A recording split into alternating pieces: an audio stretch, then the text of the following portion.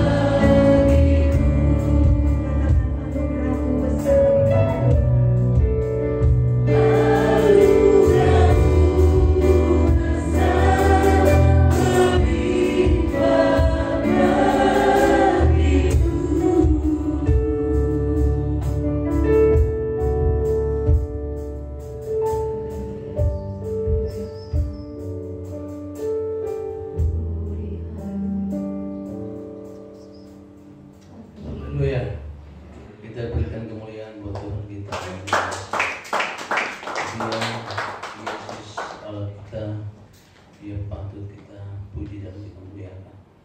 Puji Tuhan, terima kasih buat Bapak Gembala yang memberikan kepercayaan kepada saya untuk menyampaikan firman Tuhan. Bapak Ibu, pada pagi hari ini kita akan belajar firman Tuhan. Saya ingin untuk kita buka Alkitab kita di dalam kitab Mazmur pasalnya yang ke 130 ayatnya yang ke-6.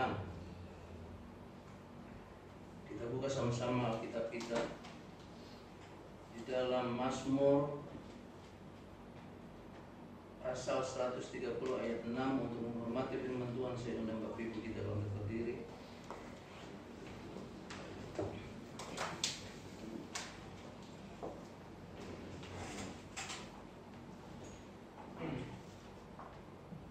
Dalam hitungan yang ketiga kita baca sama-sama. 1, 2, 3. Jiwaku mengharapkan Tuhan lebih daripada pengawal lebih daripada pengawal pagi. Sekali lagi, 1, 2, 3. Jiwaku mengharapkan Tuhan lebih daripada pengawal pagi, lebih daripada pengawal pagi. Jadi Tuhan silakan duduk. Firman Tuhan pada pagi hari ini, saudara, saya akan berbicara mengenai pengharapan di dalam Tuhan. Kalau kita belajar firman Tuhan, maka kita akan temukan di sana bahwa ada 3 hal yang penting di dalam kehidupan kita sebagai orang percaya, yaitu iman, pengharapan, dan kasih. Dan pada saat ini, saudara, saya akan fokus kepada pengharapan. Nah, pengharapan adalah sesuatu yang sangat penting di dalam kehidupan kita sebagai anak-anak Tuhan. Karena pengharapan itu yang bisa membuat kita bertahan dan percaya terus kepada apa yang Tuhan firmankan di dalam kehidupan ini. Ada begitu banyak janji-janji Tuhan yang Tuhan sampaikan kepada umatnya. Itu sebabnya di dalam kehidupan orang percaya kita harus punya pengharapan. Ya, ada seorang ahli psikologi, ya, Dr. Shane, saudara, dia mengatakan bahwa pengharapan di dalam kehidupan manusia itu yang bisa membuat kehidupannya hidup di dalam kesejahteraan. Orang yang memiliki pengharapan itu akan mengalami kesejahteraan di dalam hidupnya. Karena pengharapan ini yang akan menggerakkan dia untuk melakukan hal-hal yang penting di dalam kehidupannya. Sehingga perlahan-lahan kehidupannya mengalami perubahan. Dan kemudian dia akan hidup di dalam kesejahteraan. Ini dari ilmu sekuler. Nah, kesejahteraan juga bisa membuat orang hidup di dalam kesehatan yang baik. Kenapa, saudara? Karena orang itu akan berpikir dengan positif terus. Ada persoalan, ada tantangan, tetapi dia berpikir dengan positif. Ya. Sehingga ya, dia memiliki kesehatan yang selalu baik di dalam kehidupan. Nah, kalau kita pikiran negatif, saudara, itu akan mengganggu kesehatan kita. Dan ketiga, saudara, seorang yang hidup di dalam pengharapan, dia akan mengalami umur panjang. Kenapa, saudara? Karena dia akan bersemangat di dalam hidupnya. Sekalipun tantangan yang dia hadapi di dalam hidupnya, tetapi kalau dia memiliki pengharapan, maka orang itu akan memiliki semangat untuk berjuang. Itu sebabnya kalau orang tidak punya pengharapan, maka cepat sekali orang itu akan meninggal, saudara.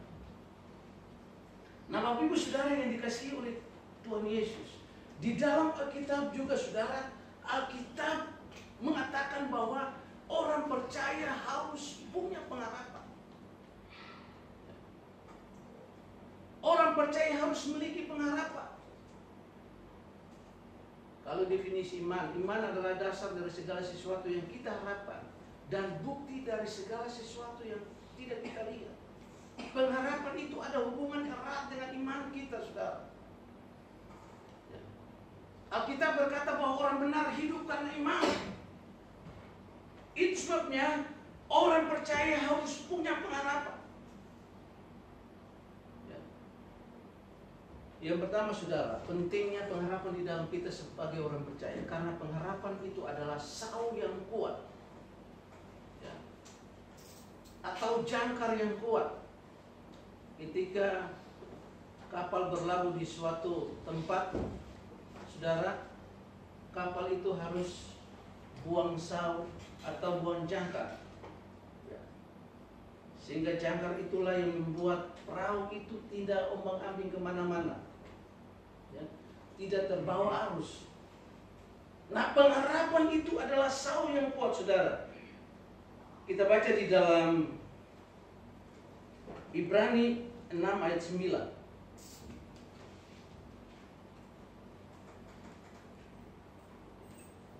Ibrani 6 ayat 9. Maaf, 19.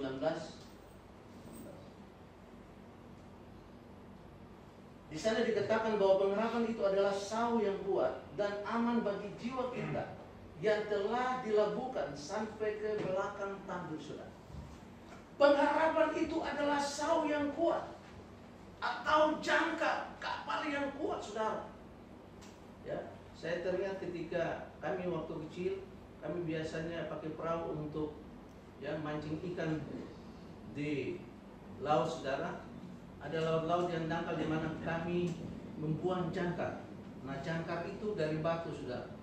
Batu yang berat kita buang, dan kemudian batu itu nyangkut di tumbuh-tumbuh karang, saudara.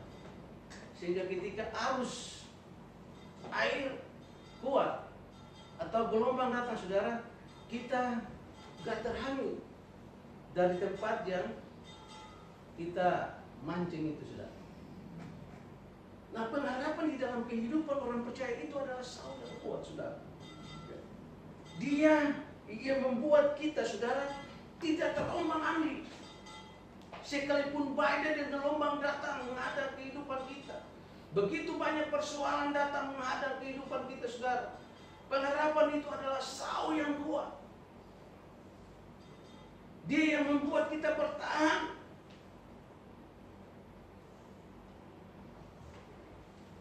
Kalau kita tidak punya pengharapan, ya, maka kita akan terombang-ambing. Kenapa, saudara? Karena ketika kita berharap kepada Tuhan, itu kita mengharapkan hal yang tidak kelihatan. Amin, saudara. Ya. Kalau hal yang kelihatan, tidak mungkin kita harapkan lagi, saudara, karena sudah kelihatan. Tetapi pengharapan itu artinya kita mengharapkan yang tidak kelihatan. Cita-cita kita, keinginan kita yang tidak kelihatan, saudara, itu yang kita harapkan terjadi di dalam kehidupan kita. Untuk menantikan hal-hal yang tidak kelihatan di dalam kehidupan kita itu tidak mudah, saudara. Tidak mudah.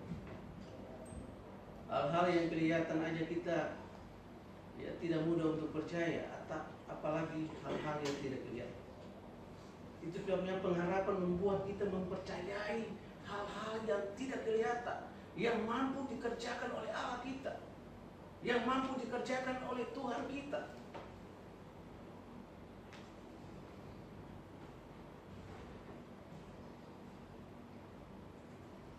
Pengharapan itu juga yang membuat kita semakin bersemangat untuk tetap berdoa terus kepada Tuhan. Sekalipun doa kita belum dijawab, kita berdoa kepada Tuhan, biar hal-hal yang tidak kelihatan itu nyata di dalam kehidupan kita.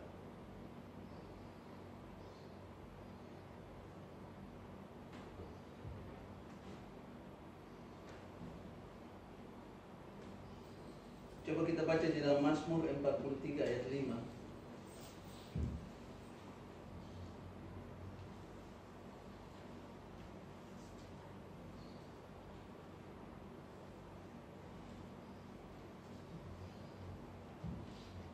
Di sana dikatakan, mengapa engkau tertekan, hai jiwaku, dan mengapa engkau gelisah di dalam diriku. Berharap kepada Allah, sebab aku bersyukur lagi kepadanya, penolongku dan Allahku. Mengapa engkau tertekan, hai jiwaku? Berharaplah kepada Allah. Ya, tadi saudara, saya dengar doa dari Pak Sugi. Ya, kami tidak mempunyai pengharapan, tetapi oleh karena kematian Yesus Kristus pengorbanan. Dan dasar dari pengharapan kita itu adalah Kristus Yesus. Kristus Yesus adalah dasar pengharapan kita untuk kita meraih segala sesuatu. Di dalam 1 Timotius 1 ayat 1. 1 Timotius 1 ayat 1.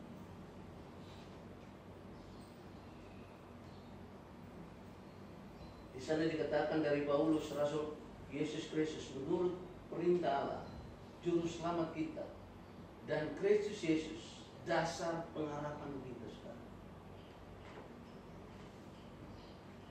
Kristus Yesus adalah dasar pengharapan kita. Dia adalah batu karang yang hidup sekarang. Ketika kita menggantungkan pengharapan kita kepadanya, maka kehidupan kita tidak akan terombang-ambing. Kita akan tidak terhanyut oleh arus air yang keras. Akhir-akhir ini saudara, kita melihat keadaan dunia ini semakin memprihatinkan. Jangan jauh-jauh kita lihat di negara kita sendiri. Dengan adanya pandemi saudara, COVID-19 membuat manusia, membuat kita semua hidup saudara, hidup di dalam kecemasan, hidup di dalam ketakutan. Kristus Yesus adalah dasar pengharapan kita, saudara. Kalau kita menggantungkan pengharapan kita kepada Tuhan, maka di sana kita terlindungi oleh Tuhan. Tuhan akan membela kita, saudara. Kedua, saudara, kenapa kita harus bergantung kepada Tuhan? Karena ketika kita mengharapkan kepada Allah, pengharapan kita ditentukan kepada Tuhan, maka berkat Tuhan akan bersama-sama dengan kita. Bapak Ibu, Tuhan ini pencipta langit dan bumi. Kadang-kala kita baca firman Tuhan, tapi kita tidak mengamani bahwa Dia pemilik segala sesuatu. Dia adalah sumber berkat. Bumi ini dengan segala isinya itu diciptakan oleh Tuhan. Dan tanpa Tuhan, tanpa Yesus, tidak ada yang ada di bumi ini yang bisa diciptakan, saudara. Yesus pencipta langit dan bumi ini, saudara. Dia pemilik langit dan bumi ini, seisi jagat raya ini. Apa sih yang tidak bisa dilakukan oleh Tuhan kepada kita? Berapa minggu yang lalu saya sudah khotbah di sini. Saya katakan bahwa kalau Yesus saja, kalau Yesus saja Allah berikan kepada kita, apatah lagi hal-hal yang bersifat materi. Itu terlalu kecil buat Tuhan, saudara. Terlalu kecil buat Tuhan. Dia mampu memberkati kita di dalam segala keadaan dan kondisi. Dia tidak berharap kepada Tuhan, maka dia sering kali berdoa kepada Tuhan. Daniel diluputkan dari goa singa, saudara, karena dia berdoa kepada Tuhan. Yusuf luput dari, saudara, dari lubang sumur, kemudian dari penjara, karena mereka memiliki jam-jam doa dengan Tuhan. Tokoh-tokoh di dalam Alkitab, mereka punya masalah yang besar, tetapi Tuhan meluputkan mereka karena mereka memiliki jam-jam doa dengan Tuhan. Mereka menaruh pengharapan sungguh-sungguh kepada Tuhan. Itu sebabnya saudara, kita melihat Ishak ketika dia berada di tanah Gerar. Di sana tanah yang tandus dan pada saat itu terjadi kekeringan, kelaparan yang luar biasa. Mustahil untuk Ishak menabur situ dan dia diberkati. Tetapi bagi Tuhan tidak ada perkara yang mustahil. Ya. Ishak dia bergantung sepenuhnya kepada Tuhan, menaruh pengharapannya sepenuhnya kepada Tuhan.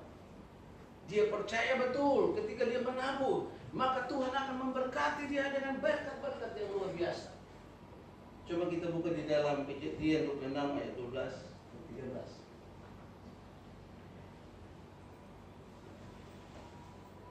Cepat.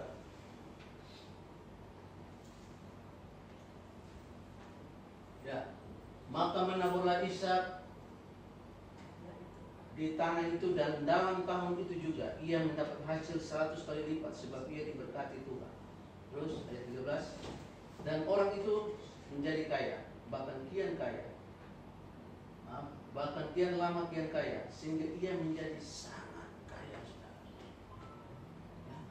Allah memberkati Ishak tidak tergantung kepada tanah Gerar yang kering.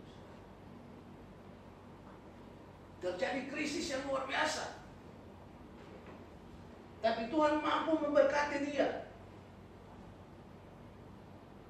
dengan kekayaan yang luar biasa, saudara. Dia punya langit dan bumi ini. Tidak ada yang mustahil bagi dia. Terlalu kecil, saudara. Tapi pertanyaannya, apakah kita mengandalkan Tuhan dan menaruh harapan kita sungguh-sungguh di hadapan Tuhan? Kalau kita lakukan ini, saudara, maka kita akan diberkati dengan berkat-berkat yang melimpah.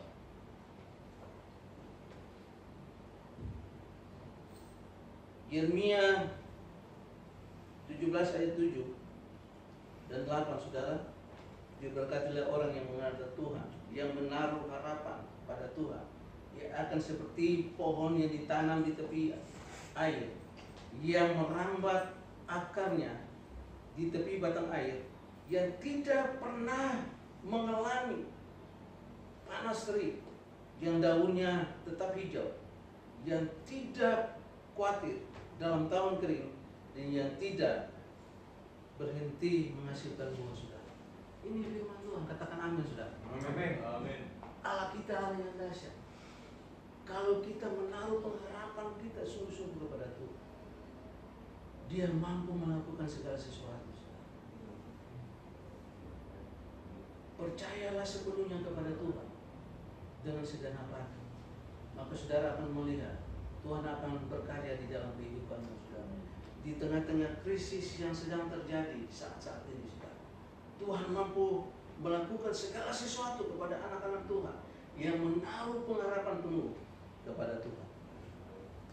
Saudara, yang ketiga, saudara, ya, kenapa kita harus berharap kepada Tuhan? Karena Allah yang kita sembah itu adalah Allah yang setia. Katakan Allah yang setia. Kita berharap kepada Tuhan karena Allah yang kita sembah itu adalah Allah yang setia, saudara. Ya. Dia bukan seperti manusia yang hanya berjanji tetapi dia tidak melakukannya. Banyak ada lagu dunia katakan, kau yang berjanji, kau yang mengingkari. Ya. Saudara, Allah kita itu Allah yang setia.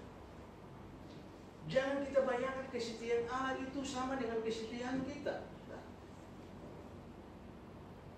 Kesetiaan Allah tidak terbatas, saudara. Firman Allah katakan bahwa sekalipun kita tidak setia, tetapi Allah itu setia, saudara. Amin. Tapi jangan, kalau kita sudah tahu firman Tuhan ini, jangan coba-coba memuji Tuhan. Oh, firman Tuhan katakan bahwa sekalipun kita tidak setia, tapi Tuhan setia. Jangan. Ya, tetapi firman Tuhan jelas bahwa Allah itu sungguh-sungguh setia di dalam kehidupan kita, saudara. Itu sebabnya Abraham ketika dia tidak mempunyai dasar untuk berharap pada firman Tuhan, tetapi dia berharap juga kepada Allah. Kenapa saudara? Karena dia tahu bahwa Allah yang dia sembah adalah Allah yang setia kepada janjinya. Dia tidak pernah mengingkari janjinya, saudara. Dia setia kepada janjinya. Apa yang difirmankannya, dia pasti lakukan di dalam kehidupan kita sebagai anak-anak Tuhan. Jangan kita nyanyi-nyanyi pujian, Tuhan Yesus setia, Dia sahabat kita dalam segala susahku, selalu menghiburku. Dia mengerti bahasa tetesan air mata waktu badai mengamuk dan gelombang menerpa. Tuhan Yesus setia. Ya, saudara tahu lagu ini? Saudara harus mengimani ya, bahwa memang Tuhan Yesus itu setia di dalam kehidupan kita, saudara. Allah kita itu adalah Allah yang setia kepada janjinya, kepada umat kesayangannya, kepada umat pilihannya. Kita ini adalah orang-orang yang spesial di mata Tuhan. Kita ini adalah orang-orang yang istimewa di hadapan Tuhan, saudara. Ketika kita menerima Yesus sebagai Tuhan dan Juru Selamat kita, kita adalah orang-orang yang istimewa di hadapan Tuhan. Allah tidak hanya menyelamatkan kita untuk mendapatkan kerajaan surga, tetapi Dia juga menyelamatkan kita ketika kita ada di dalam persoalan-persoalan di dalam kehidupan ini, saudara.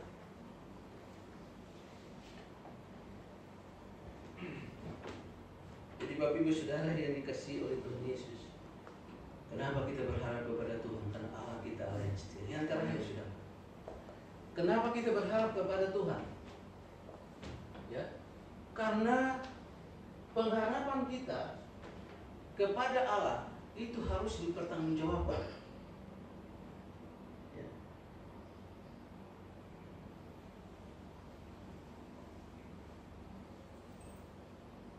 Tadi saya lupa catat ayatnya, saudara. Tetapi ayatnya begini. Tetapi kuduskanlah Kristus di dalam hatimu sebagai Tuhan, dan siap sedia pada segala waktu untuk memberi pertanggungjawaban dari kamu tentang pengharapan yang ada padamu, tetapi haruslah dengan kelemah lembutan dan hormat, saudara. Tetapi kuduskanlah Kristus di dalam hatimu sebagai Tuhan, saudara. Katakan sebagai Tuhan. Bapak Ibu, seberapa jauh kita percaya Kristus sebagai Tuhan? Seberapa dalam kita percaya Yesus sebagai Allah yang hidup, saudara? Mungkinkah kita meragukan ketuhanannya, kealahannya? Mungkin tidak terucap dari mulut kita, tetapi di dalam tindakan-tindakan kita, di dalam mengimaninya, saudara, terkadang kita meragukan Dia sebagai Tuhan dan Allah kita.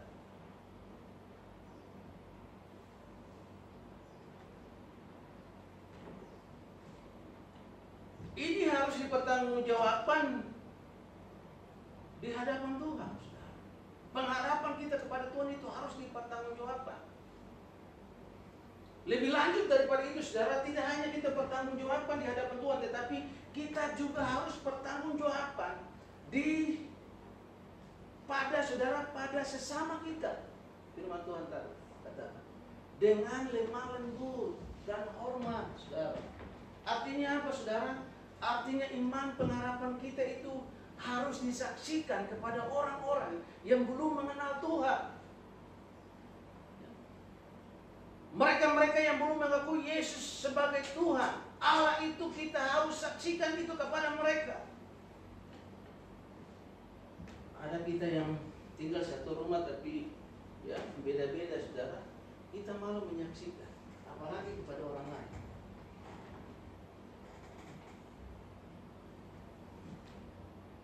Saudara, di dalam saya bergaul, setiap kesempatan ada celah, saya harus beritakan firman. Saya harus beritakan nama Yesus sebagai Tuhan dan Juru Selamat.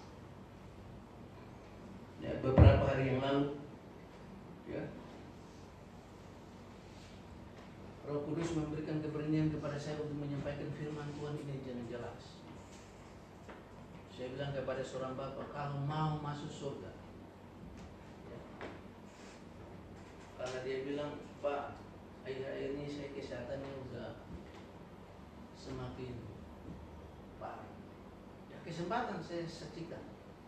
Percaya kepada Yesus. Bapak punya kepastian enggak? Kalau Bapak meninggal masuk apa? Neraka atau surga? Ya. Dia bilang, enggak tahu Pak. Ah, itu. Ya, kita saksikan saudara. Dengan apa saudara? Dengan ada etika. Firman Allah katakan lemah lembut dan hormat. Jangan orang enggak percaya kepada Yesus, kita anggap keraknya. Mau percaya kepada Yesus enggak?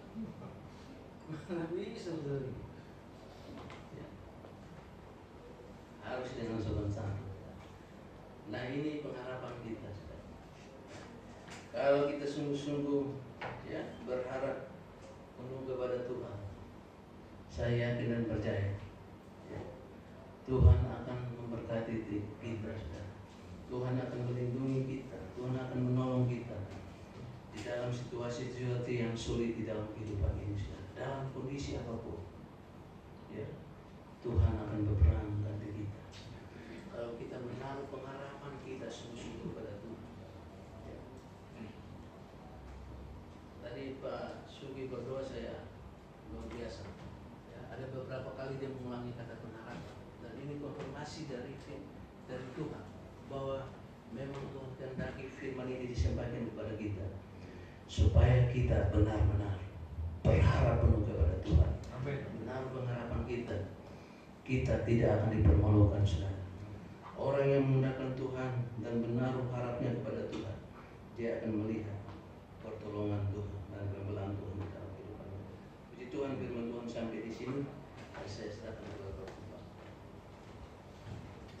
Sebagaimana doa Yabes, kiranya Tuhan memberkati aku berlimpah-limpah, memperluas daerahku, jadi jangan terhambat dengan keadaan nanti besok.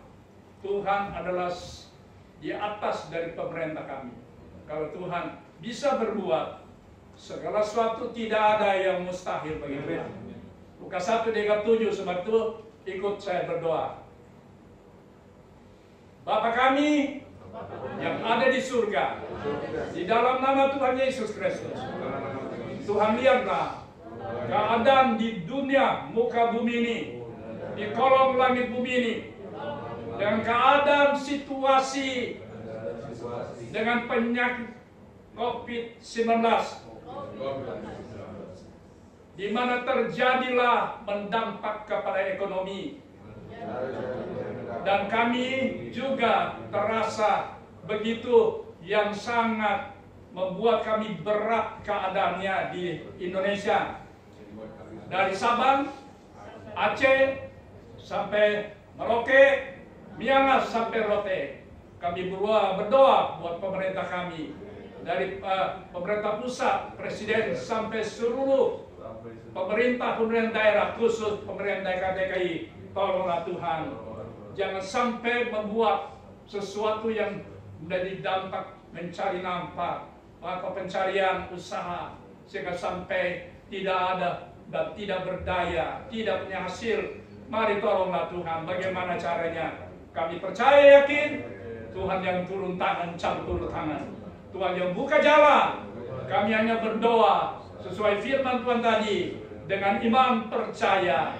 Bahkan Ibrani 11 ayat 1-2, ayat 3-3, iman dasar segala satu yang kami harapkan hanya kepada Tuhan Yesus Kristus. Bukti segala satu yang kami belum lihat jadi kenyataan, jadi aplikasi dan realita.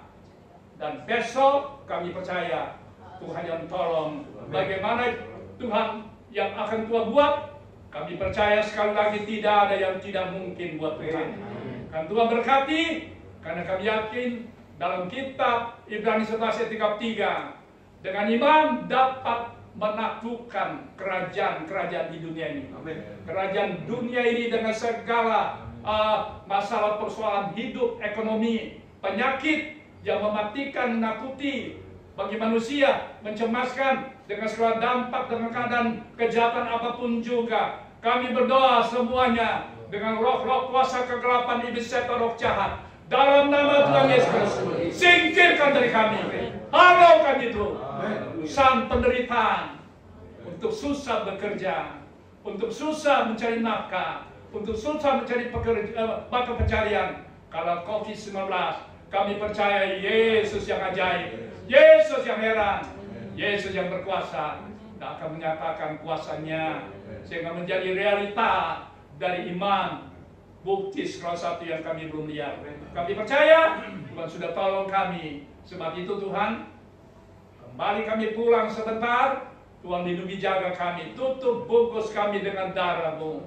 Jauhkan mara bahaya, malapetaka, percobaan, sakit penyakit, bahkan segala perusahaan, penderitaan, percobaan, suatu kesulitan, bencana alam, apakah itu gempa bumi dan segalanya, kebakaran, segala kesulitan, bahkan segala roh-roh kuasa kegelapan, bahkan segala kecelakaan apapun juga, di dalam nama Yesus Kristus, singkirkan dari kami, hancurkan dengan darah-Mu. Ya, kami semua memperoleh berkat karena dengan pengharapan, iman, dan kasih menjadi bukti bahwa Tuhan mengasihi kami. Tuhan sangat, Tuhan mempedulikan kami. Kami milik Tuhan, kami kepunyaan Tuhan, kami umat yang kudus, umat pilihan, umat kesayangan, dan kami menjadi saksi murid Tuhan di zaman ini, untuk kami jadi saksi kepada siapapun bahwa Yesus Kristus juru selamat, Yesus Kristus yang heran ajaib. Nama Tuhan dipuji, dimuliakan, besarkan. Besok kami keluar, kami diberkati. Pekerjaan, keluar kota, dagang, bahkan ladang diberkati Tuhan. Masuk ke rumah diberkati Tuhan. Tidak ada yang dapat menghalangi. Semuanya kami yakin Tuhan yang memberkati kami. Ampuni segala kekurangan, kelemahan, kesalahan dosa kami.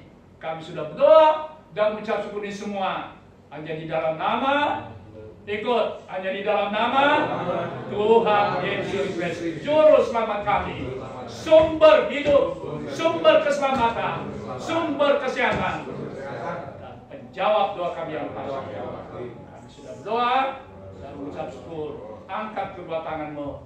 Dan sekarang saudara-saudaraku, keluarga besar Jemaat GPD Apatan Sri, terimalah berkat damai sejahtera dari Allah Bapa surga, kasih karunia kemurahan dari Yesus Kristus Tuhan kami, dalam persekutuan pimpinan Roh Kudus itu, penolong, penghibur, yang membuat kami akan lihat mujizat hari ini, besok, dan seterusnya. Kami percaya Tuhan sudah menyertai dengan berkat Tuhan. Haleluya, haleluya. Tolong anak-anak kami, cucu kami di bangku pendidikan, kami ingat, baik itu di PAUD, TK, playgroup, SD, SMP, SMA, tolonglah walaupun secara online, memberikan anak-anak kami berhasil, cucu kami berhasil, mereka Tuhan dapat menyimak seluruh mata pelajaran dengan takut akan Tuhan, dengan bergarang pada kedua orang tua, kakek, nenek, opa-opa, oma-oma, sehingga Tuhan tolong supaya anak-anak kami berhasil masa depan. Dengan Tuhan naik kelas ujian ranking, juara kelas, juara umum, sampai dapat beasiswa. Kalau Tuhan pun datang sampai perguruan tinggi, dapat gelar, nama Tuhan dipuji muliakan. Kami tamatkan ibadah ini di dalam nama Tuhan Yesus Kristus, Tuhan dan Juru Selamat kami. Kasih jiwa kami, penolong, penjawab doa kami yang pasti. Kami sudah berdoa dan mengucap syukur semua. Haleluya, haleluya, semua katakan. Amin.